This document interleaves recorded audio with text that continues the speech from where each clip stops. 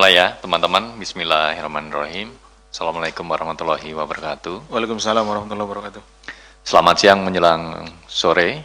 Yang kami hormati Bapak Deputi Bidang Penindakan dan Eksekusi Bapak Asep Guntur Rahayu, yang kami hormati dan selalu banggakan.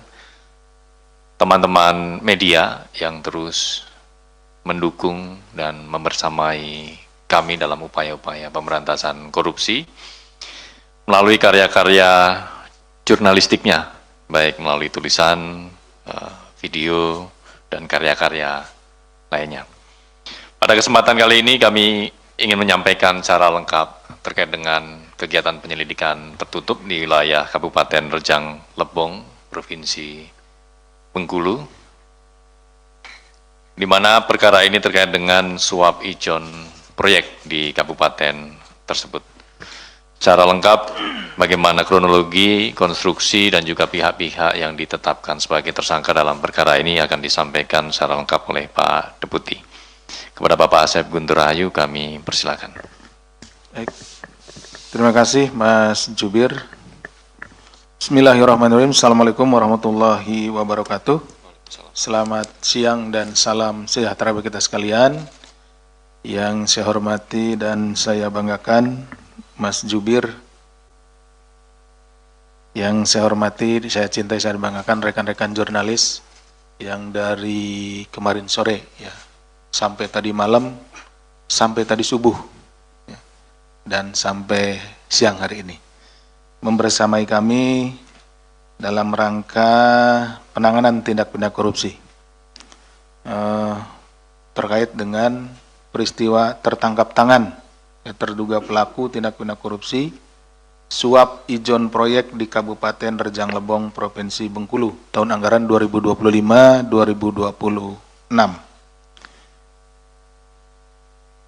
Jadi pada siang hari ini, hari Rabu tanggal 11 Maret 2026, kami akan menyampaikan informasi lengkapnya terkait dengan kegiatan penyelidikan tertutup yang kemudian pada saat terjadi peristiwa pidananya, kemudian rekan-rekan penyelidik dan penyidik yang ada di sana menangkap para terduga pelaku yang diduga terkait dengan penerimaan hadiah atau janji ijon proyek di lingkungan pemerintahan Kabupaten Rejang Lebong, Provinsi Bengkulu. Peristiwa tertangkap tangan ini bermula dari laporan pengaduan masyarakat. Tentunya pada kesempatan ini juga kami ingin menyampaikan terima kasih yang besar-besarnya partisipasi dari masyarakat yang melaporkan kepada kami terkait dengan dugaan atau akan terjadinya dugaan tindak pidana korupsi. Kemudian diketahui pada awal tahun 2026 terdapat sejumlah proyek pekerjaan fisik pada Dinas Pekerjaan Umum Penataan Ruang, Perumahan dan Kawasan Permukiman. Ini satu dinas ya, jadi disingkat namanya PUPR PKP di pemerintahan Kabupaten Rejang Lebong. Dari total anggaran pada Dinas PUPR PKP tersebut mencapai 91,13 miliar, jadi hampir 100 miliar. Jadi proyek-proyek yang ada di Dinas PUPR PKP ini hampir sekitar 100 miliar ya, seperti itu.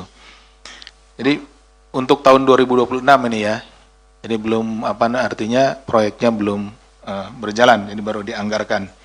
Pada Februari 2026, Saudara MFT selaku Bupati Rejang Lebong periode 2025-2030 dan Saudara HEP selaku Kepala Dinas PUPR PKP dan Saudara BDA dari pihak swasta atau dalam hal ini adalah orang kepercayaan dari Bupati melakukan pertemuan di rumah dinas Bupati. Jadi Februari ya atau bulan kemarin itu ada pertemuan 3 orang itu, Bupati, kemudian juga Kepala Dinas PUPR PKP dan orang kepercayaan Bupati. Jadi di sana dalam pertemuan tersebut kemudian dibahaslah ya, karena Bupati itu membutuhkan sejumlah uang gitu ya untuk memenuhi beberapa kegiatan atau keperluannya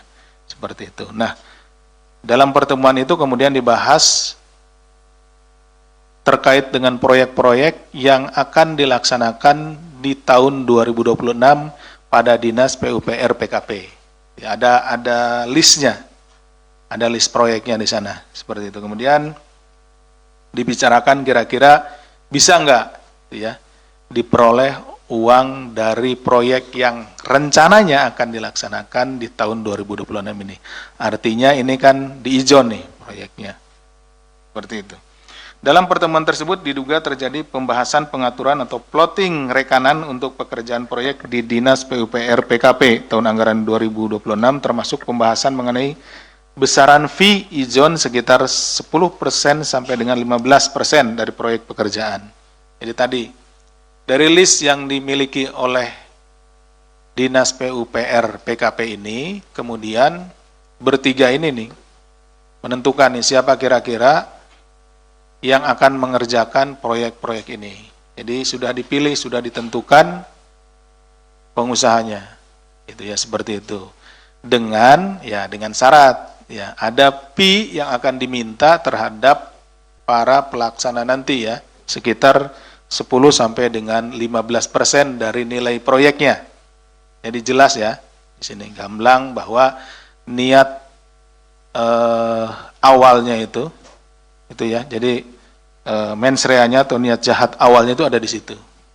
Ingin mendapatkan sejumlah uang dari proyek-proyek yang akan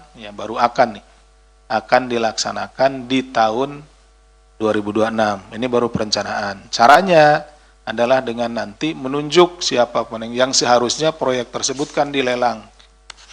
Ya, dilelang secara terbuka siapa vendor atau perusahaan yang memiliki kapasitas dan kapabilitas untuk mengerjakan itu silahkan ikut lelang.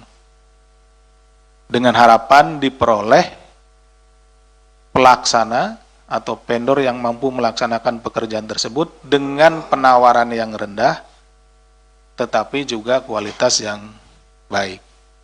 Nah, tujuan tersebut menjadi hilang. Kenapa? Karena dari awal sudah ditunjuk siapa yang akan mengerjakan proyek tersebut.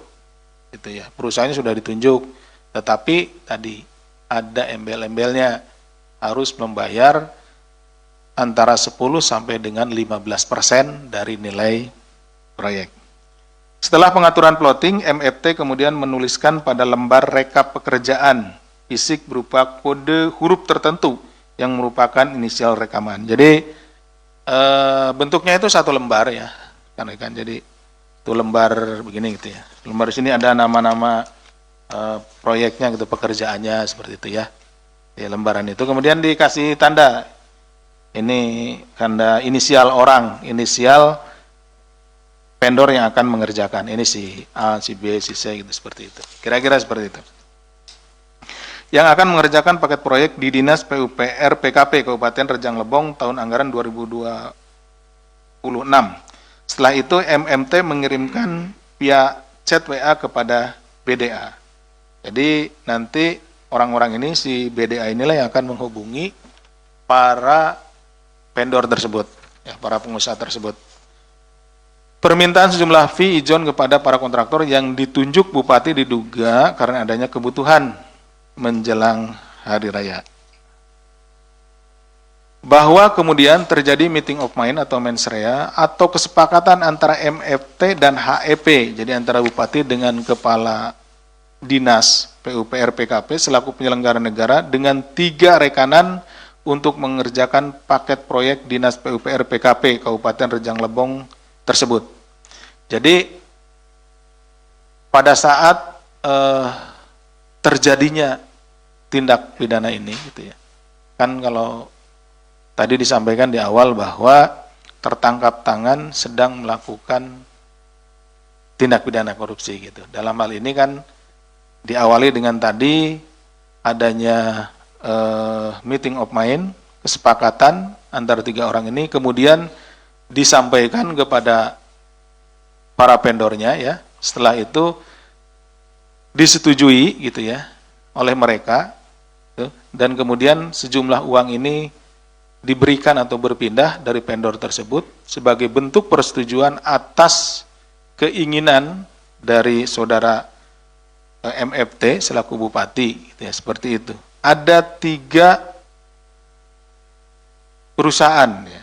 Satu IRS selaku pihak swasta dari PT SMS, yang kedua EDM selaku pihak swasta dari CPMU, dan ketiga saudara YK selaku pihak swasta dari CPAA. Jadi di antara sekian banyak list pekerjaan tadi, kemudian nama-namanya sudah dibubuhkan, yang tertangkap tangan oleh petugas KPK, yaitu 3 orang ini nih. Jadi pada saat penyerahan dari 3 orang ini, dari IRS, EDM, dan YK. Setelah adanya penunjukan langsung tersebut, diduga terjadi penyerahan awal atas fee berupa uang dari ketiga rekanan kepada MFT melalui para perantara dengan total mencapai 980 juta, yang secara rincinya sebagai berikut. Pada tanggal 26 Februari 2026, jadi ini setelah digali ya informasinya, EDM dari CPMU menyerahkan 330 juta atau 3,4% dari nilai proyek berupa pembangunan pedestrian dan drainase serta sport center senilai 9,8 miliar melalui saudara HEP. Nah, tadi mungkin rekan-rekan ada pertanyaan. Awalnya kan dimintanya antara 10 sampai 15. Kenapa ini memberinya 3,4%? Jadi ini bertahap pemberiannya. Jadi jumlah 10 sampai 15% itu adalah nilai totalnya, ya, sampai pekerjaan itu selesai. Nah, pembayarannya pun nanti pelaksanaan pekerjaannya itu per termin. Termin pertama, kedua, ketiga, dan keempat, seperti itu. Jadi nanti pembayarannya juga atau pemberian nilai ijon itu yang 10-15% itu juga sesuai dengan pembayaran terminnya. Jadi ini untuk awal ya, sebagai tanda jadi gitu ya. Itu untuk EDM memberikan 3,4%. Kemudian pada tanggal 6 Maret 2026, IRS dari PT SMS menyerahkan 400 juta, 13,3% dari nilai proyek berupa pekerjaan jalan senilai 3 miliar melalui SAG, ya, selaku ASN di Dinas PUPR. Nah, ini bertanya lagi, loh kok ini ada yang 13? Sudah ini ya, tergantung kepada kemampuan keuangan dari masing-masing perusahaan. Ada juga yang dibayar sudah lunas gitu ya, atau lebih, misalkan 15 dibayarnya 13,3. Jadi nanti tinggal dia sedikit lagi untuk melunasinya. Kemudian pada tanggal 6 Maret 2026, jadi masih pada tanggal 6 Maret 2026, YK dari CPAA menyerahkan 250 juta atau 2,3% dari nilai proyek berupa penataan bangunan dan lingkungan kawasan stadion sepak bola senilai 11 miliar melalui saudara REN selaku ASN di Dinas PUPR PKP. Setelah mendapat informasi awal dari masyarakat, tim melakukan pengumpulan bahan keterangan tambahan, kemudian setelah mendapatkan kecukupan informasi pada pekan lalu atau sekitar tanggal 6 gitu ya, tim melakukan pemantauan intensif di wilayah Bengkulu ya sebelum tanggal 6. Dalam prosesnya, pada Senin 9 Maret 2026, tim KPK mendapati adanya proses penyerahan dugaan uang ijon. Jadi tadi setelah kita dapatkan informasi terkait pertemuan dan lain-lainnya, kemudian ada pemberian sejumlah uang, baru pada saat penyerahan uang ya yang dibungkus plastik dalam sebuah tas berwarna hitam, nanti rekan-rekan akan melihatnya, kami akan perlihatkan kepada rekan-rekan yang dilakukan saudara HEP kepada MFT.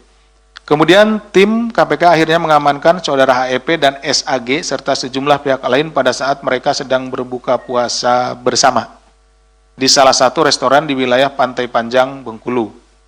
Sementara itu secara paralel tim KPK turut mengamankan pihak-pihak lain di sejumlah lokasi, diantaranya di Bengkulu, Kepahiang, dan Rejang Lebong, karena ini terpisah-pisah ya tempatnya. Dari peristiwa tertangkap tangan tersebut, tim KPK kemudian mengamankan total 13 orang, di mana 9 orang diantaranya dibawa ke Jakarta untuk dilakukan pemeriksaan intensif di kantor KPK di Gedung Merah Putih pada hari Selasa tanggal 10 Maret 2026 sekitar pagi hari ya. Nah, dari 13 orang tersebut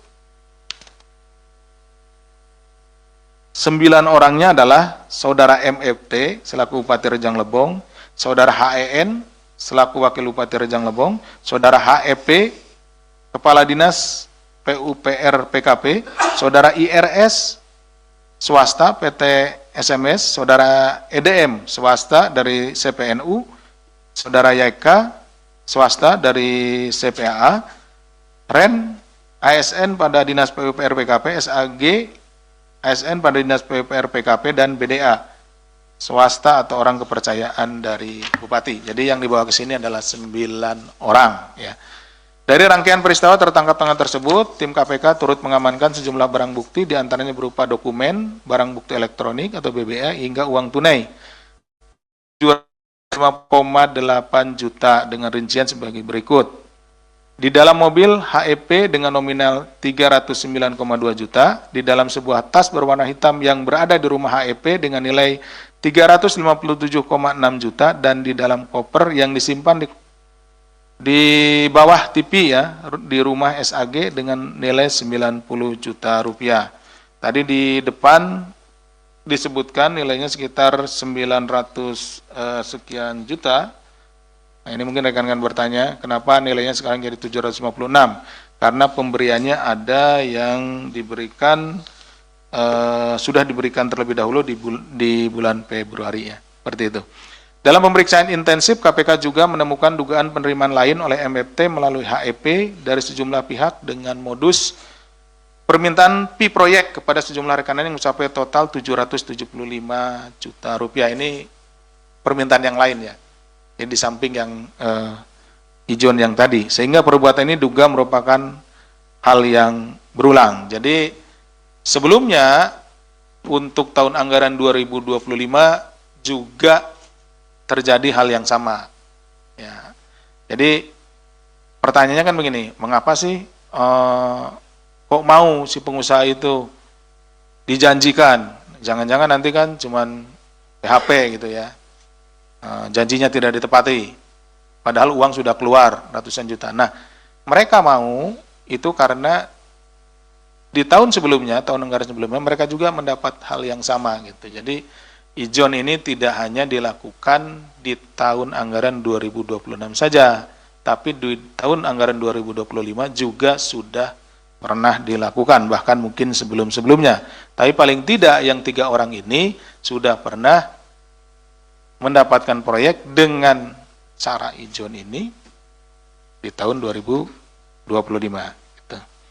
Bahwa kemudian peristiwa tertangkap tangan ini akan menjadi pintu masuk bagi KPK untuk melakukan pengembangan adanya dugaan tindak pidana korupsi lain di lingkungan Pemkab Rejang Lebong. Jadi tentunya tim tidak hanya akan berhenti di perkara ini, tapi juga ini adalah pintu masuk.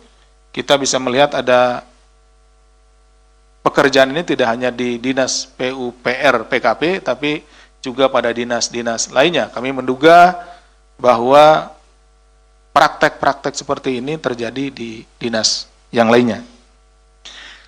Berdasarkan kecukupan alat bukti dalam dugaan tindak pidana korupsi terkait penerimaan suap ijon proyek di lingkungan pemerintah Kabupaten Rejang Lebong, Provinsi Bengkulu, KPK kemudian menaikkan perkara ini ke tahap penyidikan dan menetapkan 5 orang sebagai tersangka. Jadi setelah dilakukan pemeriksaan intensif, kemudian juga kecukupan bukti-bukti dan yang lainnya, maka ditetapkan 5 orang. Yang pertama adalah MFT Bupati Rejang Lebong periode 2025-2030, HEP Kepala Dinas PUPR PKP, yang kedua.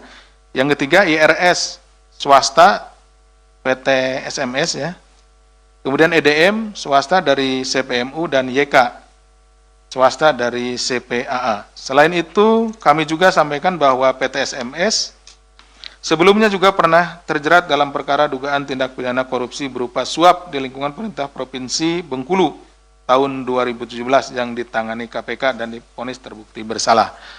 Kenapa ini kami sampaikan? Kepentingannya adalah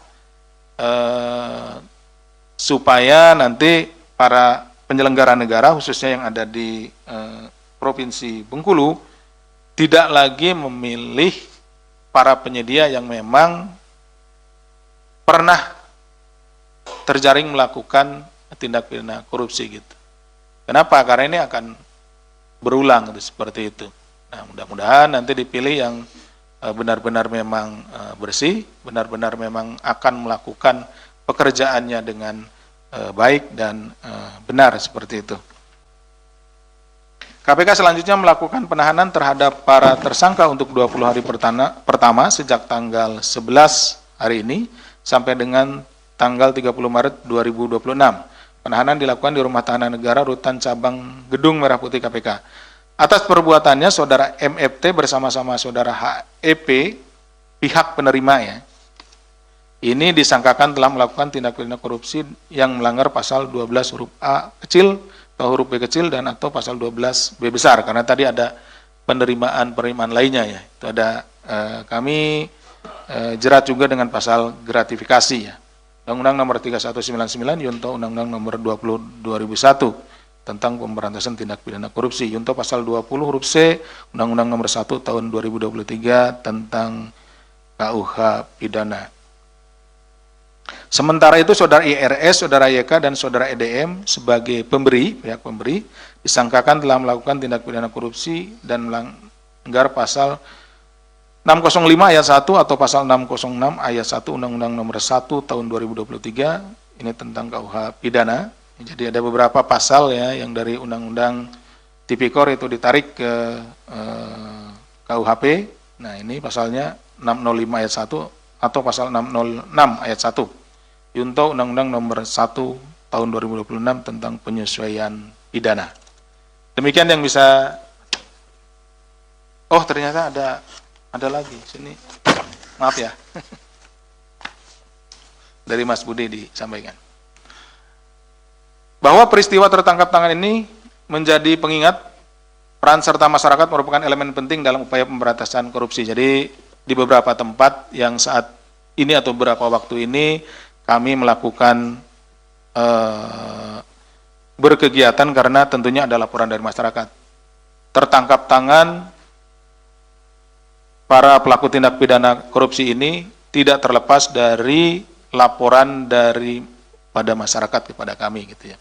Bantuan dari masyarakat melaporkan tentang terjadinya tindak pidana korupsi di daerahnya. Tentunya kami sangat mengapresiasi karena apabila dibiarkan tentunya akan merugikan masyarakat itu sendiri. Seperti infrastruktur yang tentu juga tidak tahan lama, kemudian juga kualitasnya buruk dan lain-lain, dan itu akan tentunya yang menderita adalah masyarakat itu sendiri. Dan KPK memastikan setiap laporan yang disampaikan tidak akan berhenti sebagai catatan atau tumpukan berkas, tapi akan diproses dan ditindaklanjuti secara profesional di beberapa keterangan. Kemudian sampai saat ini KPK telah menerima 5.080 aduan masyarakat yang berasal dari berbagai daerah di Indonesia. Jadi catatan ini di PLPM ya atau di Dumas ada 5.080 sampai dengan hari ini ya laporan gitu. Tapi tentunya laporan itu juga kami menghimbau kepada masyarakat yang melapor itu untuk dilengkapi dengan dokumen-dokumen tentunya laporan itu. Hal ini memperlihatkan bahwa kepercayaan publik terus meningkat tercermin dari tingginya partisipasi masyarakat dalam penyampaian laporan kepada kami. KPK turut menyampaikan apresiasi kepada seluruh masyarakat Indonesia, khususnya masyarakat di wilayah Rejang Lebong serta Bengkulu dan sekitarnya yang mendukung penanganan perkara ini, termasuk apresiasi dan terima kasih kepada Polres Kepahyang, Polres Bengkulu yang telah memfasilitasi untuk melakukan pemeriksaan awal.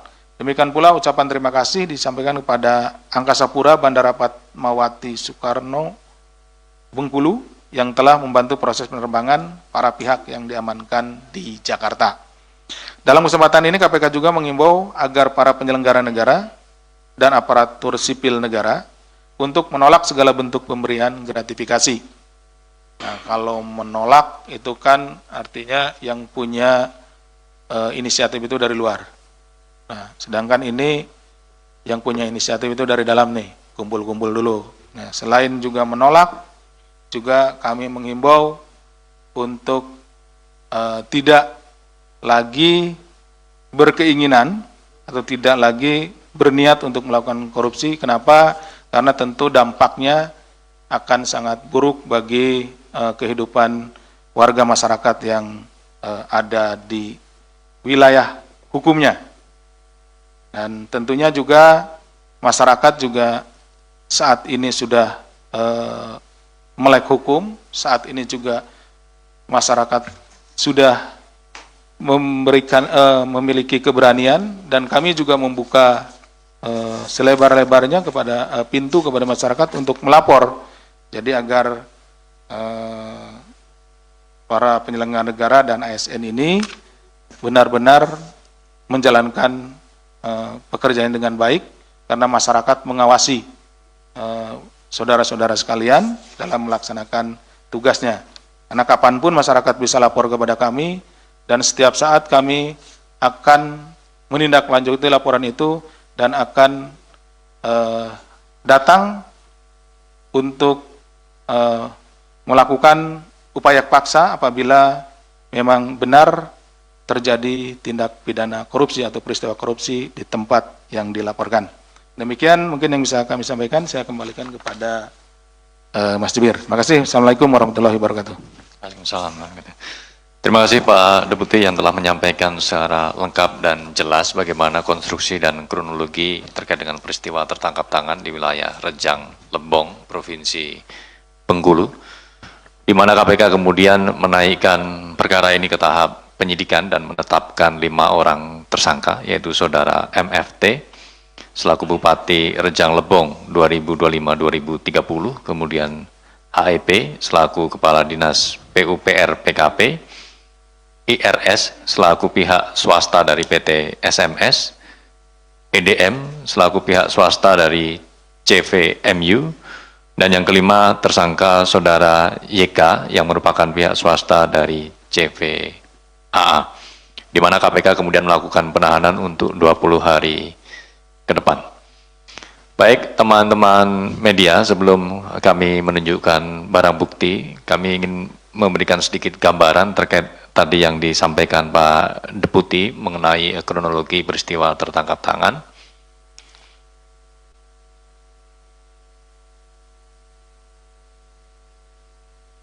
Belum muncul.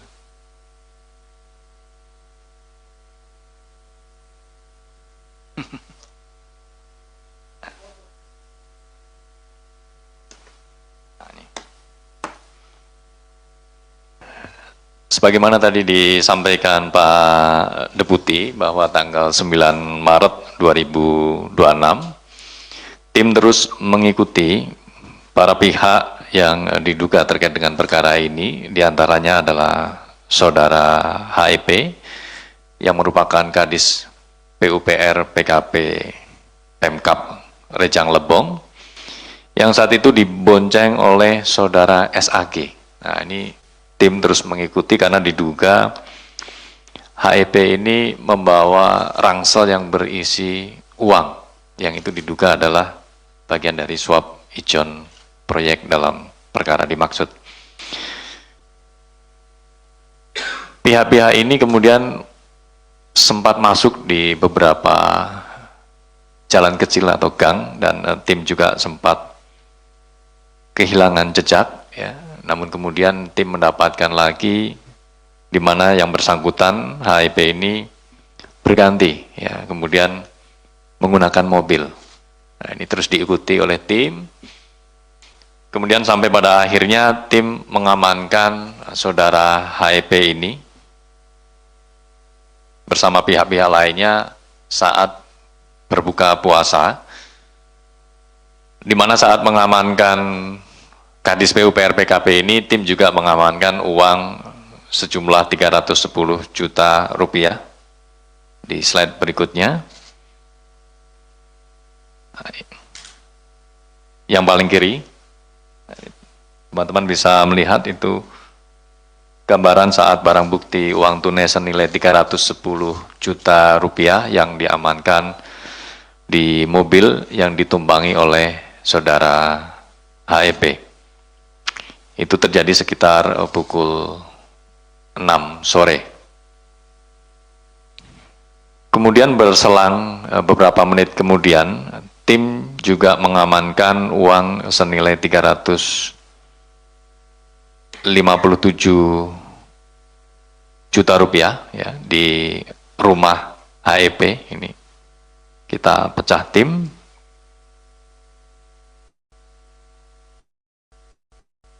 Di gambar tengah ya, teman-teman. Kemudian beberapa pihak juga masih terus dipantau dan diikuti, dan tim kemudian mengamankan kembali uang senilai 90 juta rupiah dari rumah SAG yang tadi Pak Deputi sampaikan disimpan di bawah meja TV. Gitu ya. Nah, ini gambarnya teman-teman bisa melihat di sisi paling kanan. Tim juga masih terus melakukan pengejaran hingga pukul setengah 12 malam ya, kepada saudara IRS. Ya, ini sempat terjadi kejar-kejaran mobil dan akhirnya berhasil diamankan di pukul sekitar 23.30 yang berlokasi di Bengkulu. Nah, kemudian dari 13 orang itu tim melakukan pemeriksaan awal di Polres Kepahyang dan juga di Polresta Bengkulu, yang selanjutnya diantaranya 9 orang kami bawa ke Jakarta untuk dilakukan pemeriksaan lebih lanjut. Baik teman-teman, selanjutnya kita akan tampilkan barang bukti dalam bentuk uang tunai yang diamankan dalam rangkaian peristiwa tertangkap tangan ini.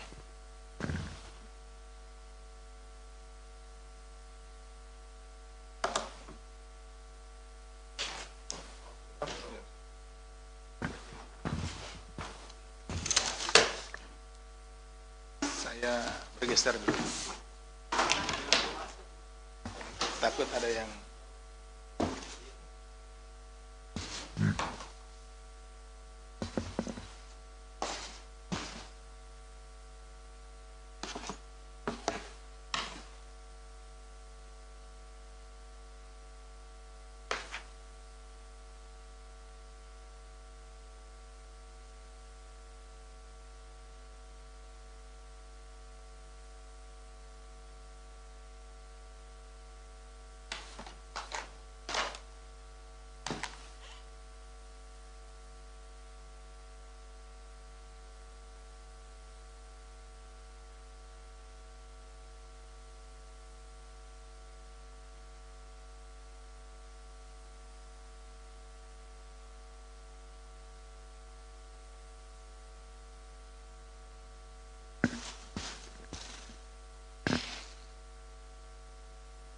di amplop.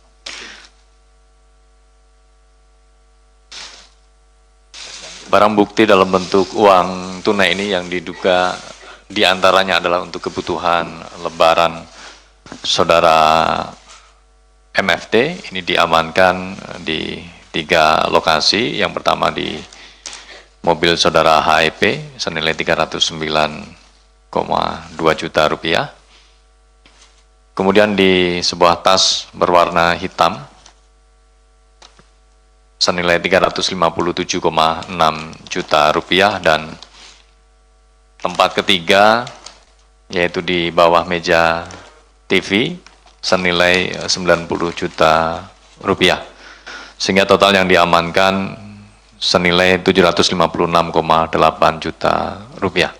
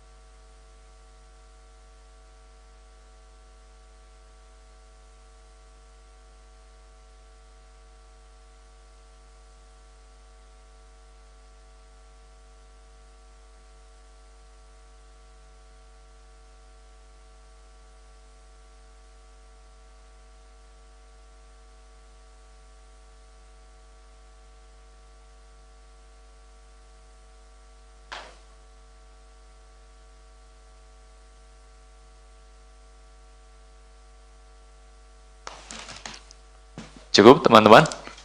Baik, terima kasih.